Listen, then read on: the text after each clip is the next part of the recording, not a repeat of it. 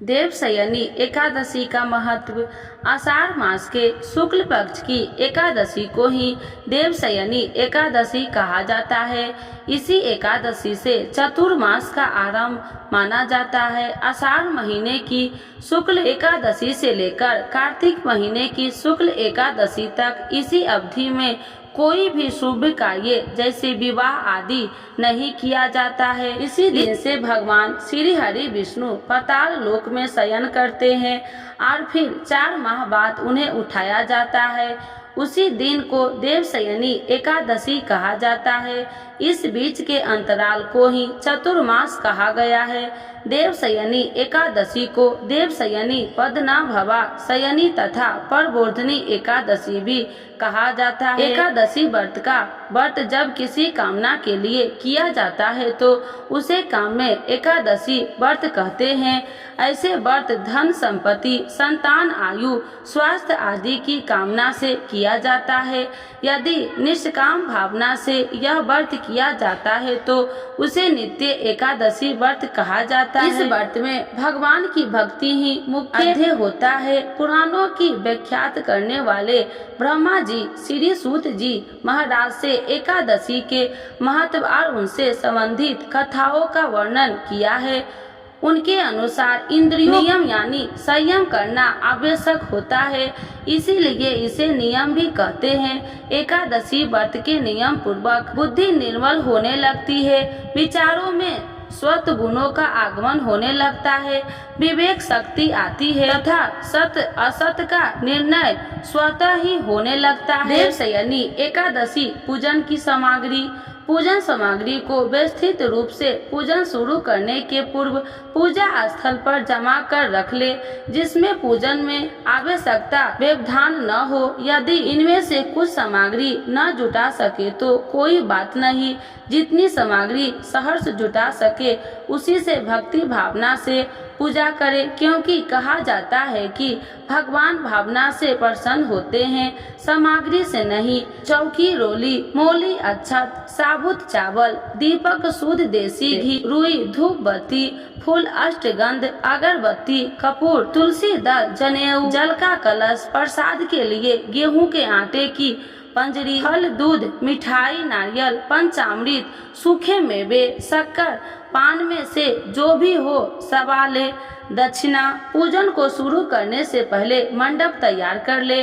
सबसे पहले पूजा के स्थान को साफ कर ले। अब पूर्व या उत्तर की ओर मुख कर बैठे।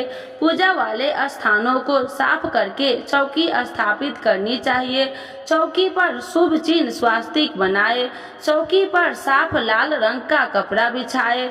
अब भगवान श्री गणेश एवं भगवान विष्णु की तस्वीर रखे। श्री कृष्ण या सत्यनारायण की प्रतिमा की भी स्थापना कर सकते हैं। बाईं ओर दीपक रखे और चौकी के सामने पूजन की थाली व जल भरकर कलश रखे। पूजन की थाली में रोली से एक स्वास्तिक बनाते हैं। इस थाली में ही फूल मिठाई रोली मोली सुपारी पान का पत्ता चावल कपूर धूप अगरबत्ती एक दीपक जल कलश रखे।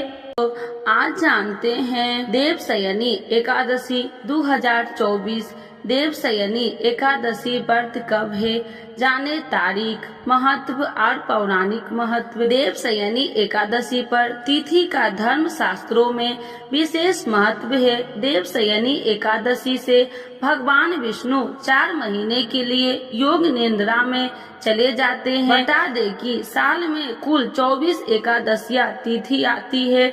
वैसे तो सभी एकादशी तिथियों का अपना एक अलग महत्व है, लेकिन देवशयनी एकादशी को बाकी एकादशियों में सबसे अधिक महत्वपूर्ण माना गया है। आइए जानते हैं कब है देवशयनी एकादशी और क्या है इसका महत्व। देवशयनी एकादशी 2024 में कब है? पंचांग के अनुसार 16 जुलाई मंगलवार को रात में 8:24 से एकादशी तिथि का आरंभ होगा। 17 जुलाई 9:03 पर एकादशी तिथि रहेगी। देवशयनी एकादशी का व्रत 17 जुलाई को रखा जाएगा। एकादशी व्रत का पारण अगले दिन यानी 18 जुलाई को किया जाएगा। देवशयनी एकादशी का महत्व। देवशयनी एकादशी को लेकर पौराणिक मान्यता कहती है कि इस व्रत को करने से व्यक्ति को भगवान विष्णु की विशेष कृपा प्राप्त होती है, साथ ही सभी पापों का नाश होता है। इस एकादशी का व्रत करने से व्यक्ति को मोक्ष की प्राप्ति होती है। इसी के साथ देवशयनी एकादशी के दिन देवतागण भी व्रत रखते हैं और भगवान विष्णु की उपासना करते हैं।